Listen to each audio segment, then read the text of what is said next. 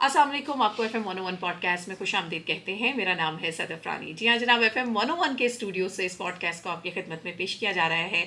और आपको मालूम है कि ख़वातीन का आलमी दिन हो और उसमें हमारे पास जो ख़ास तौर पर वो ख़वातीन जिनको हम वोट के ज़रिए सेलेक्ट करते हैं, भेजते हैं अपनी उन पार्लियामेंट्स के अंदर जहाँ पर कानून साजी होती है, फ़ैसले होते हैं, अगले 5 साल कैसे गुजारे जाने, इन तमाम अमूर पर बात होती है। सो फ़ैसला साजी में ख़वातीन का किरदार क्या है, इस मौजू पर बात करेंगे। हमारे साथ मौजूद हैं डॉक्टर शाइस्ता जदून। इनके बारे में मैं बताती चलूँ, MNA है और बहुत सारी कमेटीज़ की मेंबर भी हैं, हेल्थ को भी देख रही हैं, एनवायरनमेंट को भी देख रही हैं, चाइल्ड कॉकस की मेंबर हैं, इसी तरह और बेशुमार प्लेटफॉर्म्स हैं, बहुत सारे पोर्टफोलियोज़ हैं जिनको ये देख रही हैं। प्राइम मिनिस्टर की स्पोक्स पर्सन भी हैं, मुख्तलिफ अमूर के ऊपर जो है वो बातचीत करती हैं। सो आज इनको अपनी इस पॉडकास्ट में हम खुश आमदीद कहते हैं। अस्सलाम वालेकुम। अस्सलाम वालेकुम जी, कैसे हैं आप? ठीक है जी बिल्कुल ठीक ठाक। डॉक्टर शाइस्ता, सबसे पहले तो बहुत शुक्रिया, डॉक्टरी से सफ़र स्टार्ट किया और सियासत की तरफ आ गई, ये सफ़र ज़रा बताइए कैसा है? बहुत शुक्रिया जी। आज आपने मुझे एक ऐसा दिन जिस पे मैं किसी औरत की आवाज़ बन सकूं, क्योंकि बहैसियत औरत जो स्ट्रगल मैंने किया, आज उस प्लेटफॉर्म पे मुझे आप लेकर आए कि मैं उस सफ़र को, उस जर्नी को भी आपके साथ शेयर कर सकूं। ये सफ़र एक बहुत तवील सफ़र भी आप कह सकती हैं, लेकिन एक बहुत स्ट्रगल वाला सफ़र भी था। मैं खैबर पख्तूनख्वा की पठान बेल्ट से बिलोंग करती हूँ, हज़ारा डिवीज़न की। और पठान बेल्ट में आपको पता है कि आपको पहले इस माशरे में रहते हुए, इस कम्युनिटी में रहते हुए आप सबको पता ही है कि औरत खैबर पख्तूनख्वा में उसकी पढ़ाई लिखाई सबसे बड़ा मुश्किल काम है। उसके लिए एक स्टैंड बहुत ज़रूरी होता है। और ख़ास तौर पे पठान बेल्ट की जो औरत है वो पढ़ने नहीं जा सकती। तो जब मुझे डॉक्टर बनाने की मेरी एक सोच थी, मैं बचपन से, मुझे बहुत शौक हुआ करता था कहीं कुछ पेपर हो ना तो उस पर मैं लिखा करती थी I want to become a doctor. तो मुझे सब कहते थे कि ये बहुत एक्सट्रीमिस्ट है। शायद वो मेरी जो ये सोच थी उसी ने मुझे आज इस मकाम पर पहुंचाया। My father was lieutenant commander, Allah ताला उनकी बख्शिश करें और जन्नत में आला दर्जात दें। उन्होंने मेरे साथ बड़ा स्टैंड किया और मेरे ख़ास तौर पे मेरे भाइयों ने, मेरे वालदैन ने, क्योंकि उस वक्त आपको पता है कि वालदा जो थी ना, उन्होंने बहुत अहम किरदार अदा किया था। मैं स्कूल जब जाया आया करती थी, बड़ा मेरा ख्याल करती थी वो। तो जब मैं डॉक्टर बनने के लिए गई तो लोगों ने चहमगोइयाँ शुरू कर दी, लड़की है, इसको ये डॉक्टर बना रहे हैं, कल इसकी शादी करके दे देंगे तो उसका क्या फ़ायदा होगा। लेकिन मेरे वालदा साहिबा ने कहा था कि नहीं, मैं अपनी बेटी को डॉक्टर ज़रूर बनाऊंगी, क्योंकि एक नोबेल प्रोफेशन है, कल वो इससे पहचानी जाएगी। फिर अल्लाह किया, मैं डॉक्टर बन गई जी। फिर उसके साथ साथ मेरी शादी भी हो गई बहुत जल्दी। I was in 4th year MBBS, और जब मैं फाइनल ईयर MBBS में थी तो I was along with a doctor as well. तो फिर मुझे ख्याल ये आया कि मुझे इस प्लेटफॉर्म पे और स्ट्रगल करनी है। तो मैंने एक हॉस्पिटल बनाया अपनी बेटी के नाम पे, Yashfa hospital complex and maternity home Haripur में। अच्छा। उस वक्त मैं हाउस जॉब कर रही थी। उस स्टेप को जब मैंने लिया तो लोगों ने उस पर भी बातें की कि यशफा के नाम पर, बेटी के नाम पर इसने एक अस्पताल बना दिया।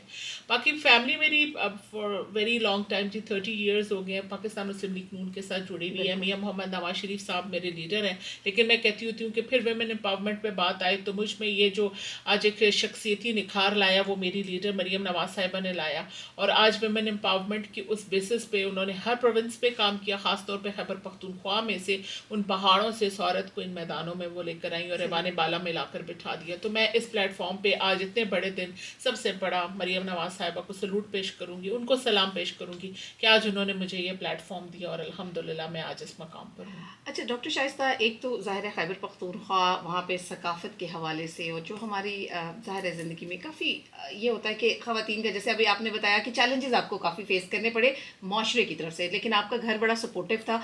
लेकिन फिर अगेन वही कहूँगी कि जब आप डॉक्टर बन गई तो अक्सर होता है ना कि बस ठीक है आपने पढ़ाई कर ली और उसके बाद सियासत की तरफ आना, और सियासत की तरफ अक्सर ख़वातीन बड़ा, या तो उनका फैमिली बैकग्राउंड हो कि सियासत से मुतल्लिक हों, तो फिर वो ख़वातीन हम देखते हैं कि वो आती हैं सामने और उनको एक ज़ाहिर है प्रॉपर एक सपोर्ट हासिल होती है घर से। लेकिन आप कैसे सियासत के मैदान की तरफ आना, कि डॉक्टर तो चले आपका ख्वाब था बचपन से, सियासत भी था? सियासत जब बचपन से मैंने आपको बताया कि 30 साल से मेरी फैमिली जो है ना, it's belong with Pakistan Muslim League Noon. मेरे भाइयों ने जी। मुस्लिम स्टूडेंट्स फेडरेशन की बुनियाद रखी। तो अच्छा। आपके घर में जब एक ग्रूमिंग मेरी हुई तो एक सियासी माहौल में हुई। मेरे अल्हम्दुलिल्लाह कजन्स जो थे वो टिकट होल्डर्स होते थे, प्रोविंशियल असम्बली पे भी इलेक्शंस लड़ते थे। तो मेरा एक सियासी घराने से तो सही। ताल्लुक था, लेकिन उस तरह नहीं आप कह सकती कि मैं उस सियासी बेस पर आज मैंने ये सीट ली। ये सीट मुझे मरीम नवाज साहिबा ने जो मुझे आज दी है, अल्हम्दुलिल्लाह। मेरे पास 3 टिकट्स आई जी खैबर पख्तूनख्वा में। I was priority 1 on reserve seat in MNA, on priority 1 on MPa, और थर्ड मेरे पास प्रोविंशियल असम्बली का टिकट था अच्छा। खैबर पख्तूनख्वा में हरीपुर से। और मैंने वहाँ पे इलेक्शन भी कंटेस्ट किया and I took 7000 votes from my constituency in just 13 days मेरे पास थे इलेक्शन के। और मैंने 13 दिन में सिर्फ मेरी इलेक्शन कैंपेन थी, और मरीम नवाज साहिबा ने मुझे वो टिकट स्पेशली मियाँ मोहम्मद नवाज शरीफ साहब ने खुद साइन करके मुझे वो टिकट दिया था, और मैं शेर के निशान पर लड़ी, जिसमें भी मुझे बहुत मुखालफतें। आप कहती हैं ना, वहाँ पे सोचे कि वहाँ पे सद दर्जे की मेरी मुखालफत हुई, मर्दों ने मेरी मुखालफत की, सोशल मीडिया पे मुझे ट्रोल किया गया। मेरी मैं कहती हूँ ना, आपका एक मोराल को डाउन करने की कोई हद नहीं छोड़ी कि ये इलेक्शन लड़ेगी नहीं, ये औरत है, इसको मिली हुई है रिजर्व सीट, ये वैसी इलेक्शन लड़ी। एक औरत का ये कंसेप्ट भी बनाया गया ऐवान बाला में भी लाने के लिए। उसको वहाँ पे भी सोच लें कि उसको कितना डाउन किया जाता है। ये तो कल बैठ जाएगी, इसको परसों बैठा देंगे, ये फलां कैंडिडेट के हक में बैठा देंगे इसको। लेकिन वहाँ पे भी मेरी एक स्ट्रगल थी, और वहाँ पे मेरी पूरी फैमिली सपोर्टिव मेरे साथ खड़ी रही, डट कर खड़ी रही। चाहे वो मेरा ससुराल हुआ, चाहे वो मेरे अपने वालदैन थे, पूरी फैमिली मेरे साथ डट कर खड़ी रही। और मैंने स्टेज बैठ कर स्टेज पॉलिटिक्स की, मुझे मेरी स्पीचेस में ट्रोल किया गया, सोशल मीडिया पे ट्रोल किया गया। मेरे बच्चे उस वजह से किसी वक्त परेशान हो जाते थे, रोते थे। बच्चे मेरे भी जो है माशाल्लाह, बड़ी बेटी अभी मेरी 9th क्लास में, उस वक्त वो छोटी 8th में थी, तो बेटा मेरा 6th क्लास में था। तो वो लोग भी किसी वक्त परेशान हो जाते थे, लेकिन मैं वो फिर एक नया हौसला बनता था। और वहीं से मैंने देखा कि उनमें भी, बच्चों में भी एक अल्हम्दुलिल्लाह आज वो इतने ब्रेव हैं। मुझे मेरी बेटियों पर फ़ख्र है कि उन्होंने निकल कर मेरी कंपेन की है। लोग घरों में अपने बच्चों को बैठाते हैं ना, कंपेन नहीं कराते, लेकिन मेरे बच्चों ने खुद निकल कर मेरी कंपेन की, और मुझे इस बात की खुशी है। बात रही जहाँ तक हमारे इलाके में, आप देख लें, ये एक दूर अफ्तादा जो गांव है, ख़ास तौर पे खैबर पख्तूनख्वा को छोड़े पूरे पाकिस्तान को देखें, जहाँ तक आप लेजिस्लेशन की बात करी हैं, वरासती कानून आप देख लें। एक औरत है, वरासत के लिए अगर अपने लिए अपनी ज़मीन मांगती है तो उसी दिन वो माँ बहन बेटी का जो उसका एक रिश्ता है ना, वो कमज़ोर होना शुरू हो जाता है। अपने खावंद से बीवी अगर अपना कोई हक मांग लेती है, तो मैं समझती हूँ जितना मजबूत रिश्ता वो बीवी और खामद का वो भी कमज़ोर होना शुरू हो जाता है। जब तक औरत, मैं कहती हूँ ना, बस कमज़ोर बनकर, डिपेंडेंट बनकर रहेगी, उसको कुर्बानियाँ देती रहेगी तो बस। वो सेक्रीफाइस करती जी। रहे, कुर्बानियाँ देती रहे। मैं अपनी माँ को देखा करती थी, तो जब उनकी शादी हुई, मेरे नाना माशाल्लाह एसपी थे उस ज़माने में, बड़ा मेरी वालदा ने पढ़ा, एक अच्छे घराने से क्योंकि ताल्लुक़ था। लेकिन जब मैंने देखा कि कभी राइट्स मांगने के लिए मेरी उस पढ़ी लिखी माँ ने भी उस दौर में आवाज़ उठाई, तो वो भी मुश्किल थी। और आज के दौर में भी एक पढ़ी लिखी खातून जब बाहर काम, आप भी बाहर आज निकली है प्रोफेशनल लाइफ में जाए, एक वर्क हरासमेंट सबसे बड़ी, इसके ऊपर लॉज आ चुके हैं, लेकिन इम्प्लीमेंटेशन उतनी नहीं है। इम्प्लीमेंटेशन का दुख है मुझे। मैं कहती हूँ ना, जिस दिन सुबह आपको रुखसत करने के वक्त बाप आपको अपने कुल्ले का सदका देकर भेज देता है कि तुमने मेरे कुल्ले का ख्याल रखना है, और ये घर के दरवाजे बंद हैं, ये कहकर मत भेजो, बल्कि ये कहकर भेजो, इस घर के दरवाजे जिस दिन उस शख्स ने तुम्हें एक्सेप्ट ना किया, इस घर के दरवाजे तुम्हारे लिए खुले हैं, तुम मेरे लिए वापस आ जाना, क्योंकि तुम मेरी बेटी हो। बेटी तो मैं उसी की हूँ ना जिसने मुझे पैदा किया है। तो मैं सिर्फ ये कहती हूँ ना कि वो कह तो देते हैं कि वजूद जन से है तस्वीर कायनात में रंग, और इसी के साथ से है जिंदगी का सोजो दुरूद। तो फिर उस वजूद जन को साबित करें। जो लॉज बने उनकी इम्प्लीमेंटेशन ज़रूरी है। डोमेस्टिक वायलेंस देखें आप, औरत को घर पे मारा पीटा जाता है, हमारे साथ बाहर आती थी, डॉक्टर्स होती थी, पूछें क्या हुआ, वॉशरूम में गिर गई, सामने पता चलता है यार पंच लगा हुआ है, उसको मारा हुआ है। लेकिन उस औरत ने बाहर आकर फिर उस खामद की इज्जत रखनी है, उस औरत ने बाहर निकल कर अपने बाप की इज्जत रखनी है, और अगर वो और उसके बच्चे बड़े हो गए तो अपने बेटे की इज्जत रखनी। कब तक ये होगा, कब तक ये जुल्म होगा? मैं आपसे कहती हूँ, ये जो बेस्ट का प्रोग्राम है, बेनज़ीर इनकम स्पोर्ट्स प्रोग्राम का, उस औरत को पूरा महीना इज्जत नहीं मिलेगी। जिस दिन वो कार्ड के पैसे निकलने होंगे ना, उस दिन वो उस घर की महारानी बनी हुई होती है। और अगर ये स्किल प्रोग्राम उसके हाथ में अगर थमा दिया जाए ना, सिर्फ पैसे ना दिए जाए, वो स्किल के थ्रू कमाए ना, स्किल प्रोग्राम्स के थ्रू, तो उस औरत की पूरे महीना इज्जत होगी, बल्कि लेकिन पूरी ज़िंदगी उसकी पूरी इज़्ज़त ज़िंदगी होगी। इज्जत होगी। बिल्कुल ठीक। आपकी पैशन आपके लफ्ज़ों से झलक रहा है और आपके जो एहसासात हैं वो भी अभी पता हमें बिल्कुल हम उस चीज़ को फ़ील कर पा रहे हैं कि आप कितना ज़्यादा लोगों के बारे में सोचती हैं और उनके दरमियान रहती हैं और ख़ास ख़ुसूसी तौर पर ख़वातीन के हवाले से। अच्छा, इस दफ़ा की जो थीम है वो भी पूरा एक पैकेज है। हकूक़ के बारे में बात हो रही है, राइट्स जिसको कहा जाता है, इसके अलावा इक्वालिटी जो सिनफी मसावात है उसके बारे में बात हो रही है वो हर सतह पे, और एम्पावर यानी उनको बाख्तियार बनाने के हवाले से बात हो रही है। आप बीइंग एन एमएनए, क्या अगले 365 दिन इस थीम के अकॉर्डिंगली आप चलते हुए, क्योंकि आप माशाल्लाह पढ़ी लिखी हैं और ये उस तरह के पढ़े लिखा सिर्फ होना नहीं कि जो ख़ानदानी जिस तरह पढ़े लिखे, आपके पास प्रोफेशनल डिग्री है और उसके बाद आपके पास आप उन लोगों में उठती बैठती हैं जो इस मुल्क के लिए कानून साज़ी करते हैं। तो अगले 365 दिन के लिए एक आप बहैसियत डॉक्टर शाइस्ता जदून क्या आपके जहन में क्या अमल दरामद कराना चाहेंगी आप?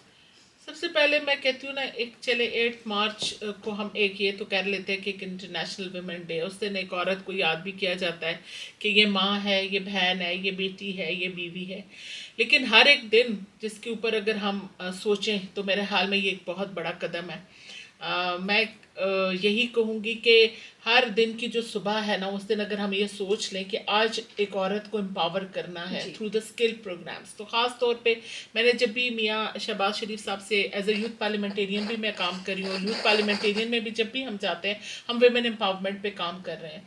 ख़ास तौर पे जो यंग फीमेल्स हैं हमारी, उनको अगर कुछ स्किल के प्रोग्राम्स मिल जाएं जिनके थ्रू वो काम करें, वोकेशनल सेंटर ज़रूर है लेकिन आजकल हमें ज़रूरत है जदीद तरीन जो स्टडीज़ हैं उनके साथ अगर इमर्जिंग कोई टेक्नोलॉजीज जो आ रही हैं, टेक्नोलॉजी, बिल्कुल। औरतें भी फ्रीलांसिंग में जी। काम करें, वो भी आईटी के मैदानों में आगे निकल सके, जी। ताकि वो जो अर्निंग घर बैठे हुए जो अब अल्हम्दुलिल्लाह शहरों में तो बहुत ये चीज़ जी। हो चुकी है, अब रूरल एरियाज़ में हमें ये चीज़ें फैसिलिटेट उनको करनी पड़ेंगी। बिल्कुल। और ख़ास तौर पे मुझे बहुत खुशी है, आज आपसे एक चीज़ शेयर करती जाऊँ, मैं चाइल्ड कोकस में थर गई हुई थी और वहाँ पे मेरा थर कोल का विज़िट हुआ, और आज इतने बड़े दिन पे मैं आपको कहूँ मुझे इतनी खुशी, 25 हैवी ट्रक ड्राइवर्स कोल थर कोल में काम कर रही हैं, जो बहुत बड़ी बात है कि वो हैवी ट्रक्स वो औरतें चला रही हैं। तो आज के दिन औरतों को भी हम सलाम करते चलें कि मुझे खुशी हुई कि आज वुमेन एम्पावरमेंट में वाकई काम हो रहा है। मैं चाहूँगी कि ऐसा ही काम बलूचिस्तान में हो, ऐसा ही काम खैबर पख्तूनख्वा में भी हो, और हर औरत इसी तरह मजबूत बनती नज़र आए। मुझे आज जब मैं ड्राइव इन में देखती हूँ कि फ़ीमेल लड़कियाँ जो ड्राइवर्स हैं वो गाड़ियाँ चला रही हैं, तो इस तरह के अगर कई अमल हैं हमारी ज़िंदगी में, और ख़ास तौर पे लेजिस्लेशंस ऐसी की जाए, अर्ली चाइल्ड मैरिज पे जिस तरह के उसको कब से लेजिस्लेशन को लाया जा रहा है लेकिन वो अभी तक उसकी मुखालफत हो जाती है, आपको पता है इस बात में, और वर्क प्लेस हरासमेंट का, डोमेस्टिक वायलेंस का, और अभी तो कई ऐप्स आ गई हैं कि चलो फ़ौरन आप ऐप पे, पंजाब में मैडम मरियम नवाज़ ने जिस तरीके से वो भी ऐप लॉन्च कर दिया है, एक औरत फ़ौरन घर बैठे हुए बता सकती है कि मेरे साथ ये ज़्यादती हो रही है। तो मैं इसी तरह कहती हूँ कि सेपरेट कोर्ट्स होने चाहिए, सेपरेट पुलिस स्टेशन उनके लिए, उसके ऊपर हम लोग काम करें ख़ास तौर पे औरत के लिए, ताकि वो, और ख़ास तौर पे जो डे केयर सेंटर्स हैं जो एक औरत अपने बच्चों को साथ लेके जा रही है, मैंने यकीन करे थोड़ा सा वो शेयर करती चलूँ कि मैं अपनी बेटी को अपने साथ स्टॉलर में लेकर जाया करती थी when I was doing my house job, और समटाइम्स मैं अपनी मदर के पास छोड़ूं, क्योंकि मुझे किसी मेड के पास छोड़ते हुए अपने बच्चे को बड़ा परेशानी होती, तो आई यूज टू ब्रिंग 4 और 5 जो वाटर बॉटल्स होती थी, वो my daughter was breastfed, तो मेरे लिए उस वक्त कॉम्प्लेक्स हॉस्पिटल, यूब टीचिंग हॉस्पिटल में उसके लिए ब्रेस्ट फीडिंग की जगह नहीं होती थी, मैं अपने जो डे रूम हुआ करता था उधर बैठ के अपनी बेटी को ब्रेस्ट फेड करती थी। तो हर जगह पे डे रूम होना, डे केयर सेंटर होना बहुत ज़रूरी है कि जहाँ पे माँ अपने बच्चे को जाके एक सेपरेट प्लेस में उसको फीड करा सके, उसको अपने साथ रख सके, और उस बच्चे को सिक्योरिटी महसूस होती है अपनी माँ के और पास इन्फेंट का आकर। भी वो बुनियादी हक है जिससे उसको महरूम नहीं किया जा सकता। ये चीज़ें जो है ना, इनके ऊपर हमें बहुत मेरे हाल में स्टेप फॉरवर्ड करना पड़ेगा। और जेंडर डिस्पैरिटी की जहाँ तक बात है, मेरी एनजीओ भी है, मैं एक एनजीओ चला रही हूँ हेल्थ टू ह्यूमैनिटी के नाम से, जिसमें free medical camps in the rural areas और द डोर स्टेप्स में देती हूँ, जाके पहाड़ों पर जाती हूँ उन औरतों को जाके जो उनके मसाइल है, ख़ासतौर पर हेल्थ फैसिलिटीज़ आपको पता है बहुत ज़्यादा मुश्किल से हमारी औरतों को तो इतनी एनीमिक होती हैं, एंटीनेटल जो पेशेंट्स चल रही हैं, पोस्टनेटल पेशेंट्स में जो पोस्टनेटल डिप्रेशन में पेशेंट्स आजकल एंजाइटी में चली जाती हैं, उनको पता नहीं होता कि पोस्टमार्टम ये जो है एंजाइटी है, डिप्रेशन है। तो मेरे ये फ्री मेडिकल कैंप्स के थ्रू मेरा औरतों के साथ उस तरह भी इंटरेक्शन होता है, और मेरी एनजीओ के थ्रू मैं स्किल के प्रोग्राम्स देती हूँ, वोकेशनल सेंटर्स देती हूँ, ब्यूटिशियन के प्रोग्राम्स करा रही हूँ। और अभी इंशाल्लाह मैं और कुछ एम्बेसडर्स के साथ मेरी मुलाकात हुई, टर्किश एम्बेसडर के साथ, फ्रेंच एम्बेसडर के साथ, और मेरी बड़ी अच्छी इंटरेक्शन हुई। कोरियन एम्बेसडर के साथ अब आफ्टर ईद में कोरिया जा रही हूँ, मेरा इंटरेक्शन हुआ है। तो उसमें हम कुछ स्किल प्रोग्राम्स भी ला रहे हैं, जिसमें जो न्यू जदीद जो तरीका तर्ज है ना, उसके ऊपर औरतों को उसमें शामिल करने की कोशिश की जाती है। तो जेंडर डिस्पैरिटी तो बहुत मेन इशू है जिसके ऊपर एक औरत ने खड़ा होना है, लेकिन एक बहुत पॉजिटिव वे से मैं कहूँगी कि उसको भी लेना चाहिएगा। जहाँ पे एक औरत कहती है ना कि मेरा जिस्म मेरी मर्जी ये नहीं है। देखें, हम फिर भी एक औरत जो है ना मर्द की पसली से पैदा हुई, और औरत को एक शफकत का हाथ उसके सर पर रखा गया। और इस्लामिक जो हमारे रूल्स एंड रेगुलेशन है, और इस्लामी माशरे में रहकर मैं कहती हूँ जितनी औरत के पास इज़्ज़त है इतनी वेस्टर्न औरत के पास इज़्ज़त नहीं है। जितनी इज़्ज़त हमें आज इस माशरे में एक मर्द देता है उतनी उनके पास इज़्ज़त नहीं है। और इस्लाम ने जितनी एक औरत को इज़्ज़त दी है और मसावात के दर्स दिया हुआ मेरे हाल में उतनी की। देख लें हज़रत बीबी फातिमा का खोलें, तारीख खोलें तो मैं कहती हूँ ऐसे नाम है कि जिनसे हसन हुसैन जैसे बच्चे परवान चढ़ते हैं, और जिनके नाना नबी पाक सल्लल्लाहु अलैहि वसल्लम जो थे अपनी बेटी को कितनी इज़्ज़त दिया करते थे कि वो आ जाती थी तो चादर अपनी बिछा दिया करते थे। तो वो इज़्ज़तें, वो मकाम जो उन्होंने उस वक़्त दिया, आज एक औरत उस मकाम को लेकर चले तो मेरे हाल में मुसलमान औरत और सबसे बढ़कर इस माशरे में इस वक्त मेरे हाल में स्ट्रॉन्ग है। लेकिन जेंडर डिस्पैरिटी पे मैं फिर भी बात करूँगी कि ये ना किया जाए कि घर में बैठी एक बच्ची जो है उसका खाना जो है उसको कम दिया जाए, तो वो बेटा है तो वो अच्छा खाना खा ले, या वो बेटा है तो उसको अच्छे स्कूल में पढ़ा दिया जाए। ये चीज़ें बहुत मानी रखती हैं। एक औरत ने तो कल देखे एक नस्ल को परवान चढ़ाना है, और उसके ऊपर ज़्यादा फ़र्ज़ है कि हम उसके ऊपर ज़्यादा तवज्जो दें। और हदीस में भी है कि अगर आप 2 बच्चियों की अच्छी तरबियत कर देते हैं तो देखें वो हुज़ूर पाक सल्लल्लाहु अलैहि वसल्लम के साथ वो मकाम सोचें। तो मैं कहती हूँ उस मकाम को हासिल करना ही कितना बड़ा दर्जा है। तो मेरी भी अल्हम्दुलिल्लाह 2 बेटियां हैं। सदफ दुआ करें कि मैं भी उनको अच्छी तरबियत दे सकूँ, दीनी भी दे सकूँ, दुनियावी भी दे सकूँ, और उनको ये सिखा सकूँ कि वो कल अपने हक और अपने राइट्स पे कैसे पॉजिटिव वे के साथ फाइट कर सकें। क्योंकि एक औरत ने एक घर बनाना भी है और एक घर बिगाड़ना भी है, और अगर बनाने में वो अहम किरदार अदा करती है तो एक मेरे हाल में बहुत अच्छी माँ बेटी साबित होती है। बेहतरीन माँ दो तो बेहतरीन कौम जो है वो बनती है। बहुत बहुत शुक्रिया डॉक्टर शाइस्ता जदून, आप आई हमारी इस पॉडकास्ट का हिस्सा बनी, और बड़ी बेहतरीन आपने अपनी ज़िंदगी को जो है वो मिसाल बनाकर आज हम सब के साथ आपने अपनी ज़िंदगी की भी जो स्ट्रगल है और उसमें आप आज जिस मुकाम पर मौजूद हैं, और डेफिनेटली आपके पेरेंट्स का, आपके फैमिली का इसमें बहुत बड़ा हाथ है कि आज आप इतना कॉन्फिडेंटली जो है वो ये सारे फैसला साजी का जो अमल होता है जो आपने इस पाकिस्तान के लिए करना है, तो उसमें आप इतने कॉन्फिडेंटली उसमें काम कर रही हैं। बहुत बहुत शुक्रिया। और आप जैसी ख़वातीन जो है वो आज आने वाली जो बेटियां हमारी इस पॉडकास्ट को देखेंगी, मेरा ख्याल है उनके लिए भी बड़ा हौसला मंद जो है वो होंगी कि इस तरह की ख़वातीन हमें रिप्रेजेंट कर रही हैं, और यकीनन पाकिस्तान जो है वो इसी तरह तरक्की करता रहेगा। बहुत बहुत शुक्रिया। बहुत बहुत शुक्रिया। Thank you.